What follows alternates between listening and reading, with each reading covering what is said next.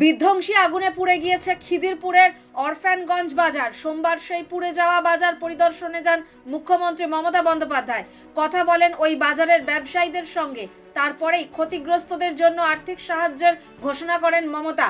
একই সঙ্গে জানান ওই বাজার আবার নতুন করে তৈরি করে দেবে কলকাতা পুরসভা। রবিবার মধ্যরাতে আগুনের গ্রাসে ক্ষতিগ্রস্ত হয় খিদিরপুরের অরফ্যানগঞ্জ বাজারের অন্তত 1300 দোকান। কিছু দোকান সম্পূর্ণ পুড়ে গিয়েছে, কিছু দোকান আংশিক। সব দোকানের ব্যবসায়ীদের জন্যই ক্ষতিপূরণের ঘোষণা করেন মুখ্যমন্ত্রী। সোমবার বিধানসভা থেকে খিদিরপুরের ঘটনাস্থলে যান তিনি।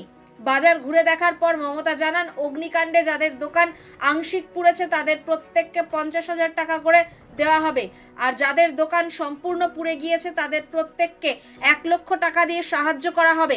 তবে আর্থিক সাহায্যের আগে পুরসভার তরফে সমীক্ষা করা হবে। যতদিন পর্যন্ত না সমীক্ষা শেষ করে আর্থিক সাহায্য দেওয়া হচ্ছে ততদিন ক্ষতিগ্রস্তদের সংসার চালাতে 10,000 টাকা করে দেওয়ার কথাও জানান মুখ্যমন্ত্রী।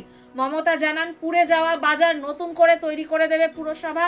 তবে যতদিন না নতুন বাজার তৈরি হচ্ছে ততদিন পাশের একটি জায়গায় দোকানদারেরা বসতে পারবেন।